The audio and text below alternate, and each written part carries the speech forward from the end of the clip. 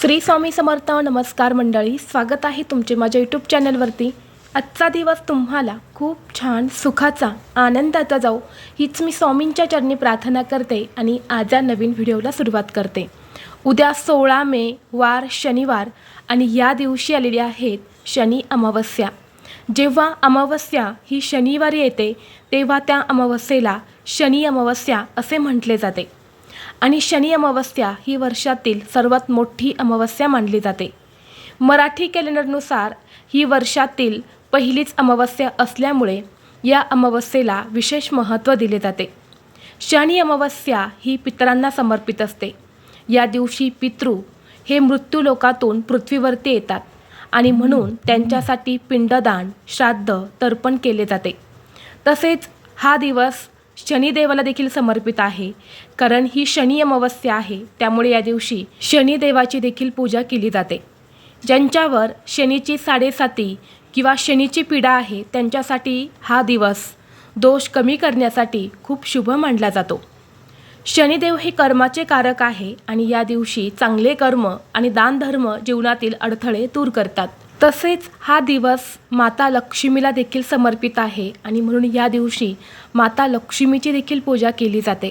स्कंद पुराणानुसार या शनी अमावस्येच्या दिवशी पवित्र तीर्थक्षेत्री स्नान, दान, पिंडदान तसेच तर्पण केल्याने व्यक्तीची सर्व पापे नष्ट होतात. त्याचबरोबर पितृदोषापासून मुक्ती मिळते. ही शनी अमावस्या ज्योतिषशास्त्राच्या दृष्टीने अत्यंत दुर्मिळ आणि प्रभावशाली मानली जाते. यंदा 2026मध्ये शनी अमावस्येच्या दिवशीच शनी जयंतीसुद्धा आलेली आहेत आणि या दिवशी शनिवार देखील आहेत. म्हणून यांचा त्रिवेणी संगम जो आहे तर तो निर्माण झालेला आहे, ज्याला शनिश्चरी अमावस्या असे म्हणतात. धार्मिक दृष्टीने हा दिवस अतिशय महत्त्वाचा आणि शुभ असल्यामुळे या दिवशी काही प्रभावी उपाय आणि सेवासुद्धा केल्या जातात.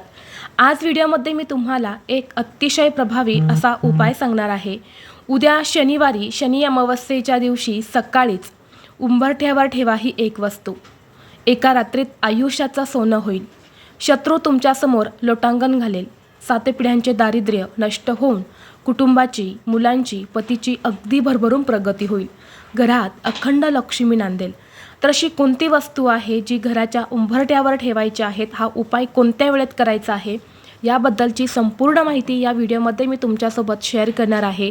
त्यामुळे तुम्ही हा व्हिडिओ स्किप न करता शेवटपर्यंत नक्की पहा. चॅनलवरती नवीन असाल तर सबस्क्राईब करा आणि असेच माहितीपूर्व नवनवीन व्हिडिओ पाहण्यासाठी बेल आयकॉनलाही प्रेस करा. म्हणजे जेव्हा कधी मी नवीन व्हिडिओ अपलोड करेल त्याचं नोटिफिकेशन सर्वात अगोदर तुम्हाला भेटेल आणि तुम्ही एक पण व्हिडिओ मिस करणार नाही. तसेच हाईप बटन देखील क्लिक करा. तर पहा, प्रत्येक महिन्यामध्ये अमावस्या तिथी येते, परंतु शनिवारी येणाऱ्या अमावस्येला शनी अमावस्या असे म्हणतात.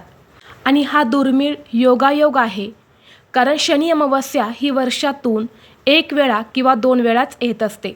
आणि यंदा योगायोगाने या शनी अमावस्येलाच शनी जयंतीसुद्धा आलेली आहेत आणि ही शनी जयंती शनिवारी आलेली आहेत. त्यामुळे यंदा या शनी अमावस्येला विशेष महत्त्व दिले जाते. या शनी अमावस्येच्या दिवशी आपण जे काही प्रभावी उपाय करतो, ज्या काही सेवा करतो, तर त्याचा आपल्याला निश्चितच फळ प्राप्त होते. आता प्रत्येक महिन्यात येणाऱ्या अमावस्येला पितरांची पूजा करावी असे आपले धर्मशास्त्र सांगते. पण दर महिन्याला पितरांची पूजा करणं शक्य नसेल तर किमान शनी अमावस्येला पितरांची पूजा ही अवश्य केली पाहिजे असे आपले शास्त्र सांगते. आता या शनी अमावस्येचा प्रारंभ 16 मे 2026 रोजी पहाटे 5:11 होणार आहे आणि समाप्ती 17 मेला पहाटे 1:30 होणार आहे. आणि म्हणून उदय तिथीनुसार आपल्याला ही शनी अमावस्या शनिवारीच साजरी करायची आहे. त्याचबरोबर याच दिवशी आपल्याला शनी जयंतीसुद्धा साजरी करायची आहे. आता या शनी अमावस्येच्या दिवशी ज्या घरातील स्त्री हा उपाय आवर्जून करते त्या घरामध्ये नेहमी माता लक्ष्मी अखंड वास करते. कारण आपल्याला सर्वांनाच माहीत आहे की आपण दिवाळीचं लक्ष्मीपूजन हे देखील अमावस्येच्याच दिवशी करत असतो. त्यामुळे अमावस्येचा दिवस हा धनप्राप्तीसाठी, लक्ष्मी प्राप्तीसाठी, लक्ष्मीला आकर्षित करण्यासाठी अत्यंत महत्त्वाचा आणि शुभ मानला जातो.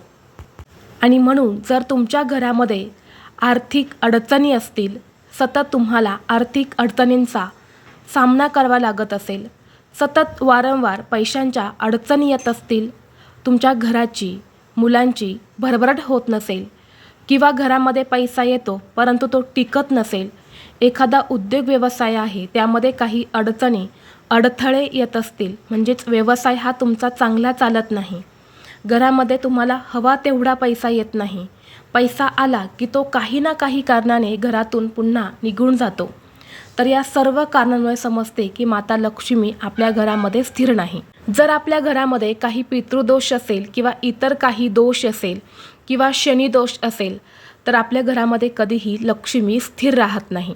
आता घरामध्ये लक्ष्मी नांदणे म्हणजे फक्त पैसाच असतो का, तर अजिबात नाही. आपल्या घरामध्ये एक प्रकारची सुख, शांती, समृद्धी असणंसुद्धा तेवढंच महत्त्वाचं आहे. किंवा आपल्या कुटुंबामध्ये जे काही सदस्य आहे त्यांच्यामध्ये एकोपा, प्रेम असणे, एक प्रकारचे आनंदाचे, सकारात्मक, पॉझिटिव्ह वातावरण असणे देखील खूप महत्त्वाचे असते. जेव्हा आपल्या घरामध्ये सगळं काही वातावरण हे सकारात्मक असतं तर यालाच लक्ष्मी नांदणे असे म्हणतात.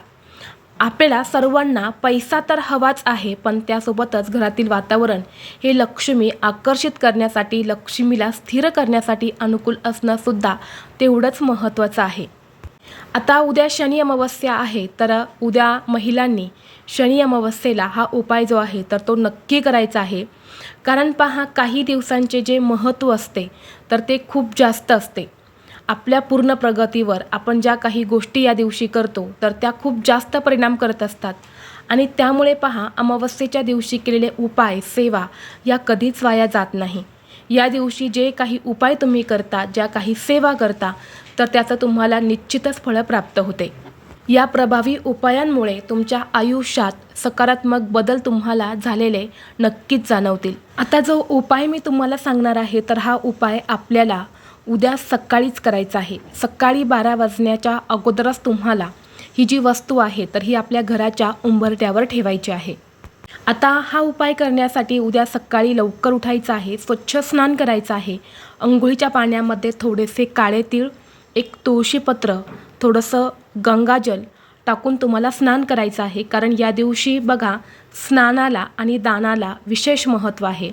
या दिवशी बरेच जण पवित्र गंगेवरती जाऊन स्नान करत असतात, परंतु ते सर्वांनाच शक्य होत नाही. आणि म्हणून घरच्या घरीच तुम्ही अंघोळीच्या पाण्यामध्ये ह्या वस्तू टाकून स्नान केले तरीही तुमच्या कुंडलीतला पितृदोष जो आहे तो दूर होतो.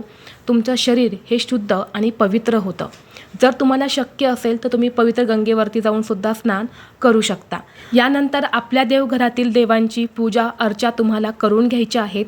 या दिवशी देवांना सुद्धा पंचामृताने स्नान घालायचं आहे, देवांना शांत करायचं आहे. अमावस्येच्या दिवशी देवघरातील देवतांची सुद्धा विधिवत पूजा केली जाते. आपलं देवघर जे आहे तर ते सुद्धा स्वच्छ केलं जातं.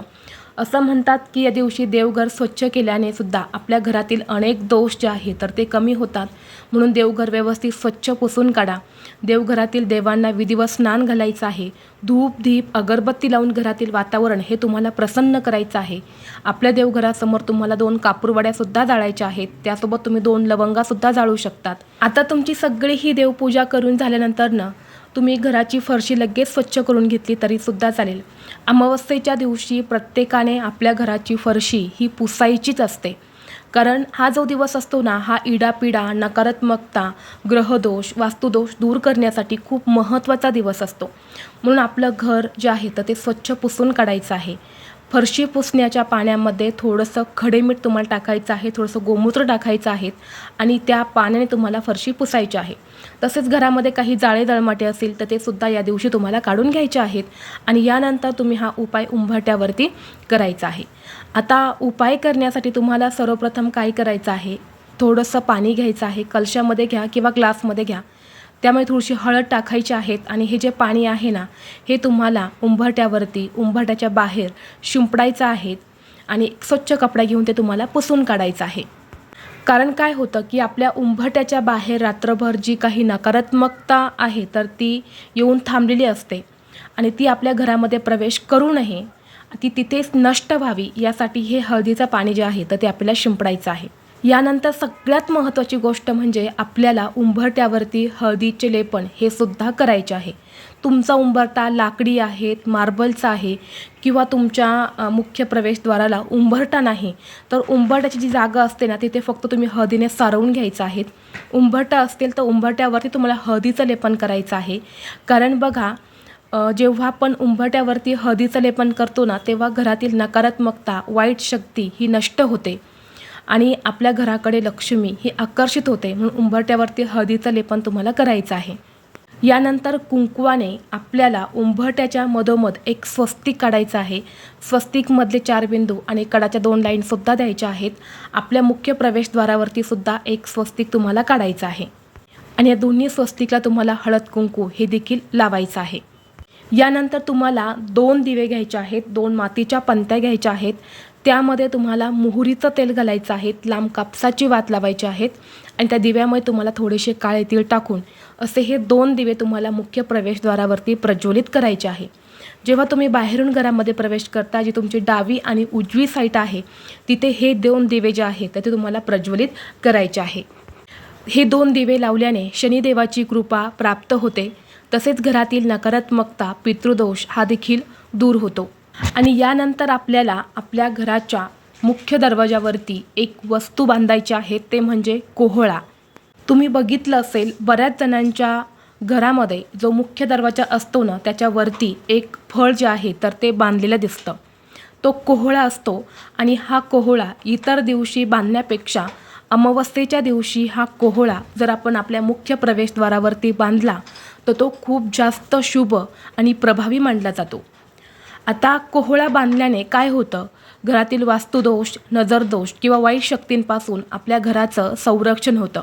कारण कोहळा हा नकारात्मक ऊर्जा शोषून घेतो आणि ज्यामुळे घरातील जे काही सदस्य आहे, जे काही कुटुंब आहे तर त्यांचं संरक्षण होतं.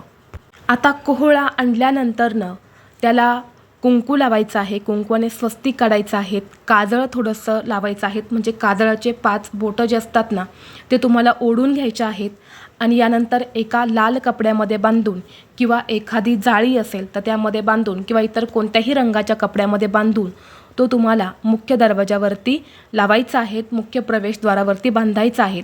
यामुळे घरातील अनेक दोष जे आहे तर ते दूर होतात. आता हा कोहळा आणताने किंवा तो बांधताने काही विशेष गोष्टींची तुम्हाला काळजी घ्यायची आहे. तर कोहळा घेताने हा तुम्हाला देठ असलेला आणि ताजाच कोहळा घ्यायचा आहे. आणल्यानंतर तो स्वच्छ धुवायचा आहे. यानंतर कोहळ्याच्या दोन्ही बाजूला कुंकू आणि काजळ तुम्हाला लावून घ्यायचं आहे. यानंतर हा कोहळा तुम्हाला मुख्य प्रवेशद्वाराच्या मधोमध बांधायचा आहे आणि बांधताने तो खाली किंवा मध्यभागी मुख्य प्रवेशद्वारावर बांधला जात नाही, तर तो वरच्या साईडलाच कोहळा जो आहे ना तो बांधला जातो, तर तिथेच तुम्हाला बांधायचा आहे. तर अशा पद्धतीने हा एक उपाय जो आहे तर तो आपल्याला उद्या शनी अमावस्येला आपल्या मुख्य प्रवेशद्वारावरती करायचा आहे. खूप जास्त प्रभावी हा उपाय आहे, सात्विक आहेत आणि जेव्हा तुम्ही हा उपाय तुमच्या मुख्य प्रवेशद्वारावरती उद्या अमावस्येला करशाल तेव्हा तुमच्या घरामध्ये तुम्हाला अनेक सकारात्मक बदल जे आहेत तर ते दिसून येतील. एवढा जास्त हा प्रभावी उपाय आहे. त्याचबरोबर तुम्हाला उद्या अमावस्येला संध्याकाळी आपल्या मुख्य प्रवेशद्वाराच्या उंबरठ्यावरती 2 कापूरवड्या आणि 2 लवंगा या आवर्जून जाळायच्या आहे. कारण या दिवशी काय असतं ना, आपले पूर्वज आपल्या मुख्य प्रवेशद्वाराच्या बाहेर येऊन थांबलेले असतात. त्यांना तृप्त करण्यासाठी आपल्याला हा जो कापूर आहे तर हा जाळायचा आहे.